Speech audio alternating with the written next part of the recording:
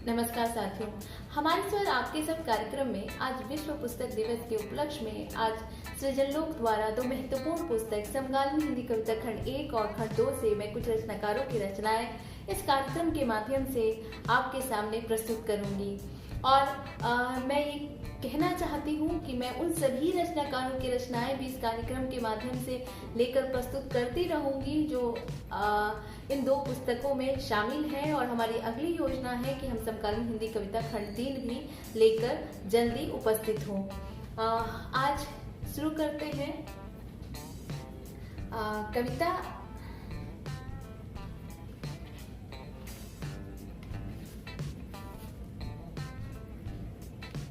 लीलाधर मंडलोई जी की कविता है। अधिक नया होता हूँ। सफर में मुझे पसंद है नए पाखियों, नए जल स्रोतों, नए पेड़ पौधों से मिलना। इस तरह मैं मिलता हूँ नए रंगों से, नए स्वरों से, प्रकृति के नए संगीत से। मिलता हूँ नए लोगों से तो नए कथानक मिलते हैं, नए जीवन के पते ठिकाने। बहुत परिचित, बहुत गंभीर, बहुत नाटकीय, बहुत जड़ किस्म के लोगों से मैं बहुत डरता हूँ। मैं उनसा हो जाने से खौफ खाता हूँ। मैं किसी अपरिचित से मिलकर अधिक नया होता हूँ। राज हीरामन जी की कविता है। कल में माली लगा मेरे भी कल में तू, क्योंकि मैं अपनी जड़ें खो चुका हूँ। मेरे शाखों पर उगने दे नए पत्ते और फूल फल, पर मेरी जड़ें तो भूले से, मेरी जड़ें तो भूले से इंसान की जड़ों से नहीं लगाना। क्योंकि धरती का हर इंसान किसी दूसरे इंसान की जड़ें काटने में लगा है। कि धरती का हर इंसान किसी दूसरे इंसान की जड़ें काटने में लगा है।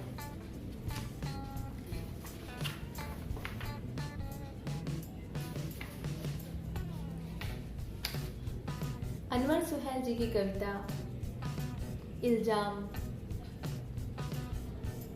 फिर लगाए जाने लगे इल्जामात इस तरह कि गुनाहगार हम ही हैं, कि हमारे सिवा दिगर कोई कर ही नहीं सकता ऐसे गुनाह। और मजे की बात है ये कि मन ही मन हम खुद को मान भी लेते हैं गुनाहगार।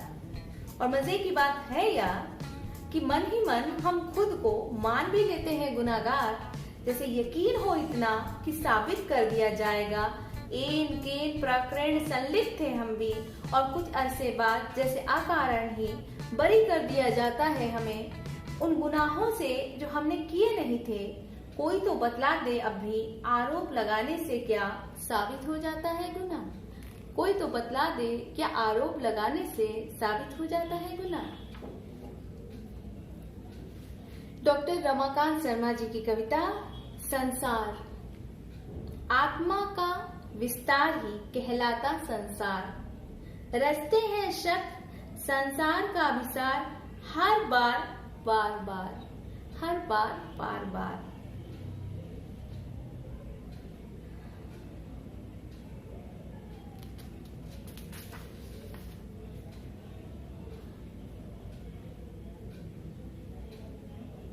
अग्निशेखर जी की कविता आचार्य अभिनव गुप्त से। इन चिथड़े तंबू घरों में हम विस्थापित हर शाम जलाते रतन दीप और तन्मय हो पड़ते तुम्हारा भैरव स्रोत। हे महापूर्वज, क्या तुम सुन रहे हो इस पल मेरे बगल के तंबू से आ रही एक कश्मीरी बुढ़िया की पोपली आवाज में। इन नाटकीय दिनों में भी बची हुई आस्था। मैं भी मन ही मन खड़ा बिरुआ गांव की भैरव गुफा के सामने, अज्ञात गर्भ में जिसके इसी भैरव स्रोत का उच्चारण करते तुम हुए थे प्रविष्ट अपने उद्देश्य की पूर्णता में और लौट कर नहीं आए। हे महापूर्वज, क्या तुम्हें पता है मेरे बगल की यह बुढ़िया या तुम्हारे स्रोत का नित्य पाठ करते हम विस्थापित सदियों से वहीं बैठे हुए हैं। बिरवा गांव की उस गुफा के बाहर तुम्हारे लौटने की आस में कितने जन तबाह हुए तुम्हारे प्रेम में। खदेड़े जाते रहे मातृभूमि से समूल, जैसे कि इस बार भी, पर जहां भी रहे सातों विस्थापनों में रहे अंतस चेतना में, इसी भैरव गुफा के सामने बुदबुदाते तुम्हारा वैभव, संगीत, नृत्य, दर्शन, रस, सौंदर्य तुम्हारा। जैसे कि मेरे बगल के तंबू की पोपली बुढ़िया इस समय नहीं है यहाँ, जम्मू के इस शरणार्थी कैंप में वह देख रही है दिए की हिलती हुई लौ गुफा की देहरी पर, यहाँ से कश्मीर में। दिए की हिलती हुई लौ गुफा की देहरी पर, यहाँ यहीं से कश्मीर में।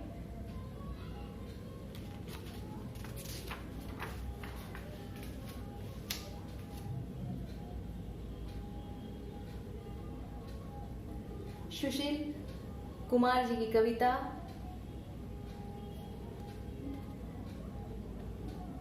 बारिश में भीगता पहाड़।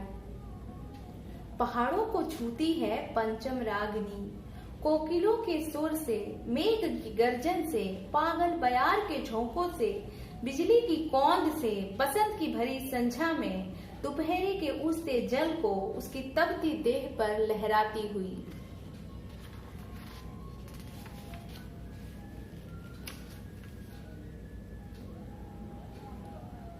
भरत प्रसाद जी की कविता आत्महत्या की सदी।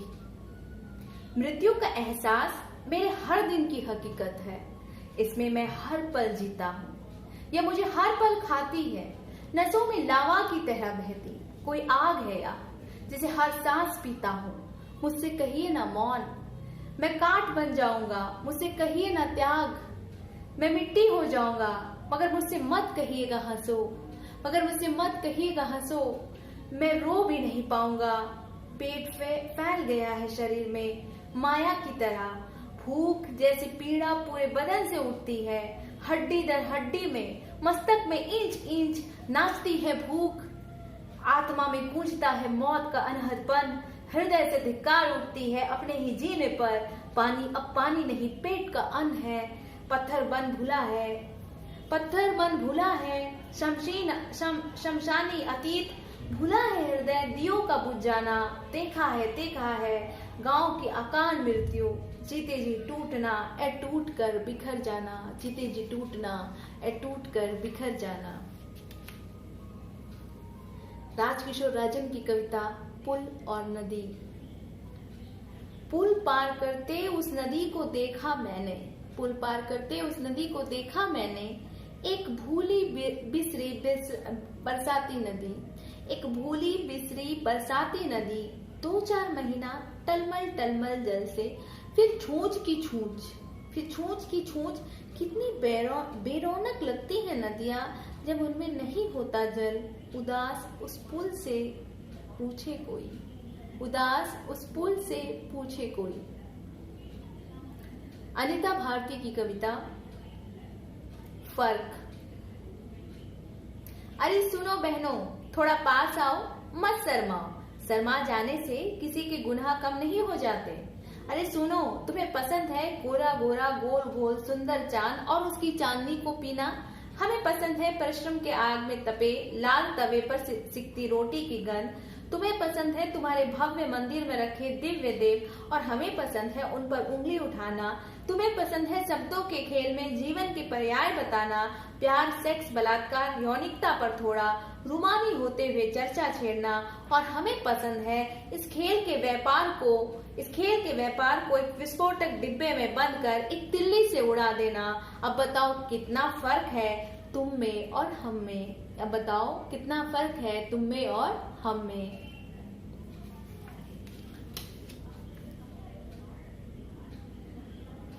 संतोष कुमार चतुर्वेदी जी की कविता तालमेल।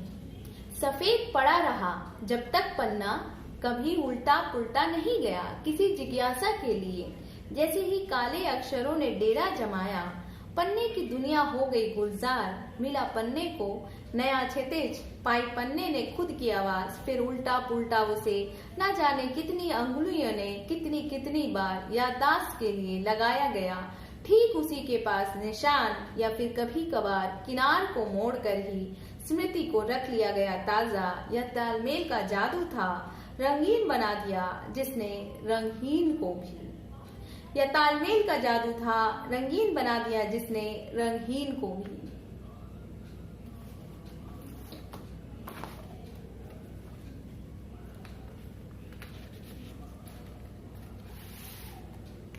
अनिल प्रभा कुमार जी की कविता भूत।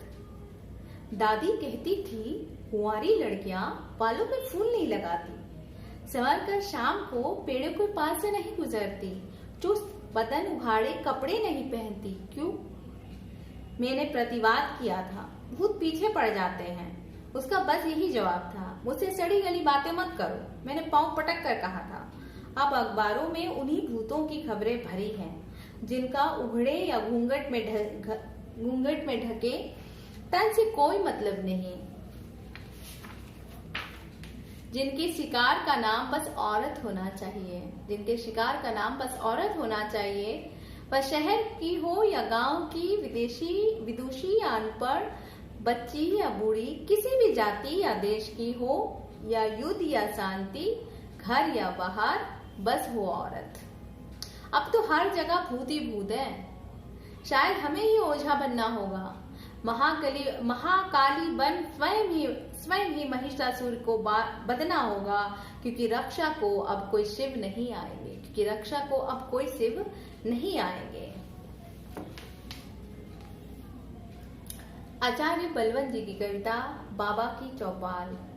बूढ़ा बरगद देख रहा, युग की अंधी चाल, बरसों से सूनी लगती है बाबा की चौपाल। पाँव की एड़ियां फट गई, बंटवारों में नींद कट गई, कोई खड़ा है मुंह लटकाए, कोई फुलाए गाल। बांट दी गई माँ की लोरी, मुन्ने की बंट गई कटोरी, भेंट चढ़ गया बंटवारे की पूजा वाला थाल। आंगन से रूठा उजियारा, खामोशी ने पांव पसारा, चहल पहल अब नहीं रही, सूखी सपनों के डाल।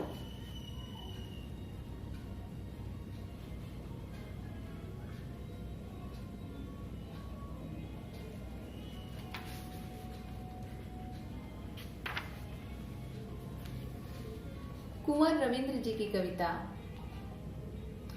सृष्टि के साथ ही जन्मा था सबसे पहले आलाप, सृष्टि के साथ ही जन्मा था सबसे पहले आलाप।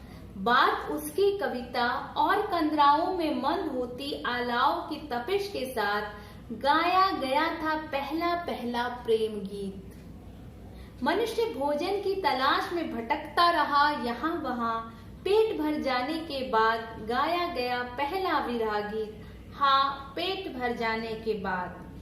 कविता सृष्टि से अब तक चलकर आज भी विरह और प्रेम से आगे नहीं बढ़ पाई। आदमी अब भी कंदराओं में अलाव ताप रहा है। आदमी कविता नहीं हो पाया, कविता आदमी नहीं हो पाई। अब से पहले कभी कभी झांक लेता था दरीची से अपने स्वप्नों का आकार देने के लिए, मगर जब जिस तरह भीतर अंधेरा व्याप्त है वैसा ही अंधेरा बाहर भी है। पूरे वितान पर मकड़ियों के जाले चिपके हुए हैं। आदमी के जीने, सोचने, समझने पर बेदिमाग मकड़ियों के भय ने हमें मच्छर या मक्खी में तब्दील कर दिया है। मेरा देश जिस रेल के डिब्बे में सवार है, वह रेल अभी लंबे अंधेरे बोगदे से गुजर रही है।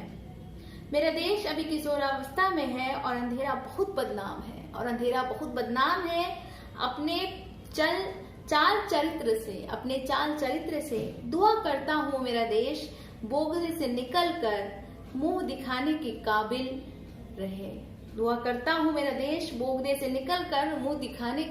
रहे।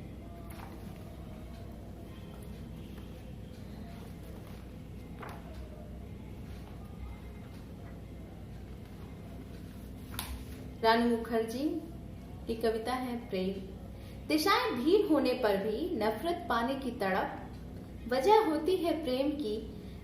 नफरत वजह होती है प्रेम की, वजह होती है आप ही स्वभाव से ही। सहज होता है इंसान जैसे फूलों में सुगंध, चांदी की शीतलता, सांप का दंश, वैसे ही प्रेम की तड़प अनायास। रेखा चमोली जी की कविता के साथ मैं आज इस कार्यक्रम को विराम दूंगी।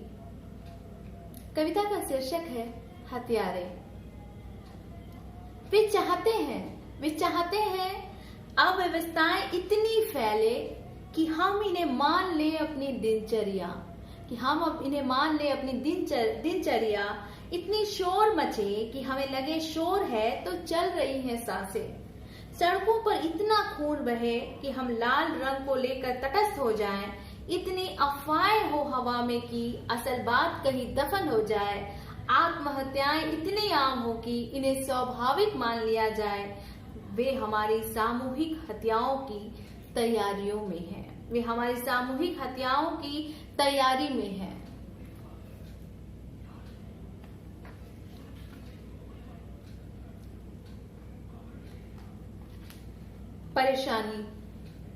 परेशानी यह नहीं कि तुम बात को समझ नहीं रहे। परेशानी यह नहीं कि तुम बात को समझ नहीं रहे, बल्कि यह है कि तुम बात को समझने के बावजूद नासमझी का ढोंग कर रहे हो और सही बात दूसरों को पता न चले, अपनी सारी ताकत इसी में लगा रहे हो। परेशानी यह है कि मैं यह बात लोगों को समझा नहीं पा रही हूँ, पर कब तक। धन्यवाद।